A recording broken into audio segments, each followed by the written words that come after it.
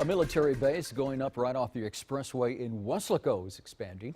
Tonight, we are hearing from those who live near the camp. Channel 5's Christian Von Pricing reports.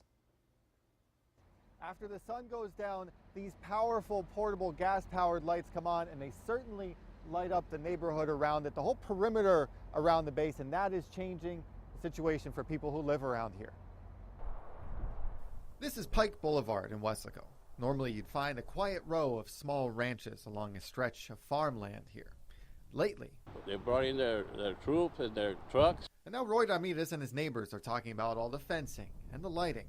And how over the weekend, hay bales got moved from the pasture over to the right-of-way. All the hay bales were against my fence. The military camp that started in the former Craig's Furniture Store on the frontage road is now expanding its footprint into the adjacent farm lots. Civilian workers put the last touches on the perimeter fence and the portable lighting.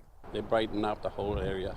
The portable lights are now set out at intervals around the camp. I mean, it's super dark here, and we kind of like it dark. And now, last night when they put on the lights all over the place, I couldn't sleep. Ramirez says he did 30 years in the military and served during Vietnam and worked in a refugee camp. I did concentration camps in Fort Chaffee right after Vietnam. I spent a year there as a medevac for the people, the refugees. He says the layout reminds him of those days, and he says it doesn't help with his post-traumatic stress that he handles. That's the scary part, not knowing what's going on. We reached out to the U.S. Army Northern Command who oversees the base.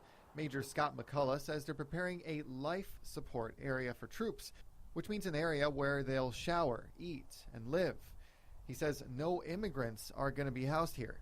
And they got, about 50 porta potties up there, so they're expecting a lot of people.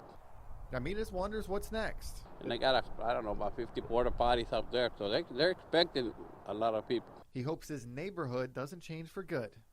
The military says they don't have an exact number of how many troops will be living at this Weslaco base because they say that number is going to change day by day. They do say more than 2,800 troops are stationed in South Texas for this mission, and each of those needs a place to eat and to live.